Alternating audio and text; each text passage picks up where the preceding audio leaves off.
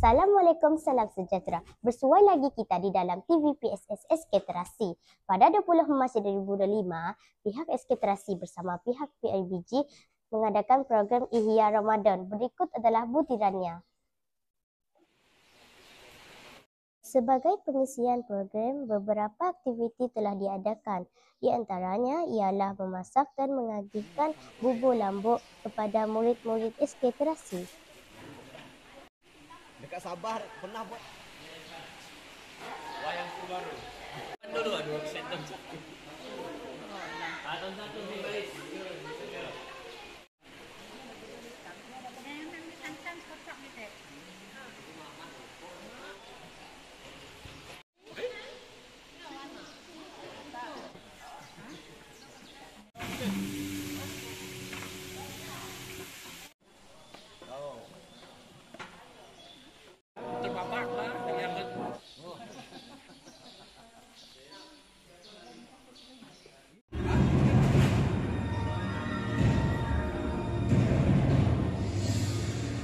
Selain daripada itu, tayangan animasi tentang kisah perjuangan Nabi Muhammad SAW turut diadakan.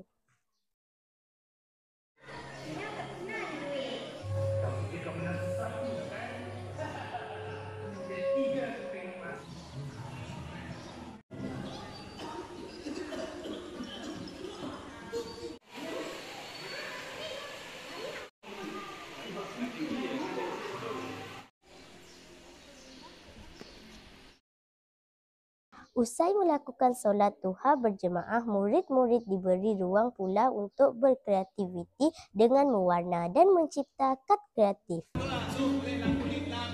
Ketupat tu boleh kamu nak lukis kalau ni. Tiru lah apa yang boleh untuk hari raya.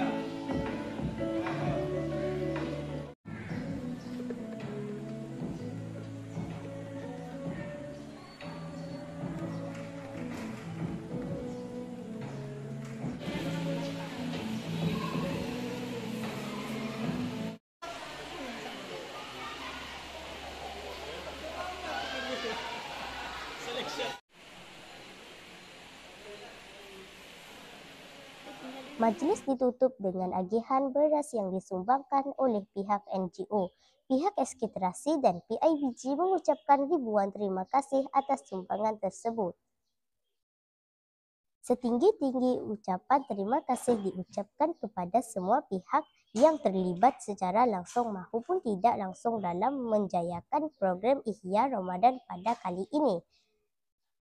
Semoga kita berpeluang sekali lagi untuk menjalankan aktiviti seumpama ini. Sekian sahaja dari saya, sehingga kita bertemu lagi. Saya Alisha Alia dari TV PSS SK Terasi.